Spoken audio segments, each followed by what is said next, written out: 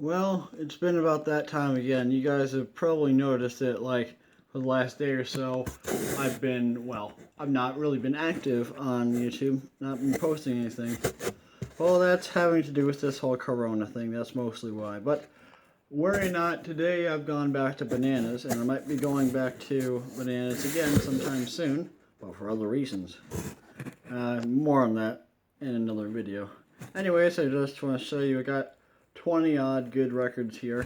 I want to show you that I got for about 40 bucks. This first one by Lou Gold, the other side by Mal Hallett on a perfect from dating on the cat number. It's probably from like about 24 through 26. Actually, no, it has to be 26. Bye Bye Blackbird, the popular hit song in 1926. So it is, and then the other side is She's a Corn-Fed Indiana Girl by Mal Hallett.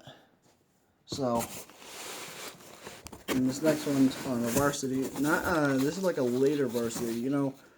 Varsity Eli Overstein had his label from like 1938 through 1940, and then that stuff happened there, and then Elite came along. But then in 1949 through 1952, they re-put it up and got some of the first non-Columbia 33s out there ever. It was by them. This next one, well, this is Geeshy Wiley's Last Kind Word Blues. No, I'm kidding. No, this is just like one of those home recorded records, but it's actually Les Paul and Mary Ford. So that'll be fun. And yes, this is a Madison right here. These Madisons go for a lot sometimes. They're like very very well thought of when it comes to like 20s jazz. So this stuff here is definitely gonna be. You guys are gonna love it. Now I was just telling Eddie Victrola Jazz, Victrola Cool, the other day that I think actually today even, I was saying that I always try to pick up one of these wallpaper cameos because there's always good music on them. They never disappoint. Yeah, I know someone will just be like saying, "Well, I have two of them." No, whatever. Well, you do up, guys. I believe this is doo up. This is Loop by the Church with Desiree. I don't know how to say it. I'll pronounce it right come putting this up.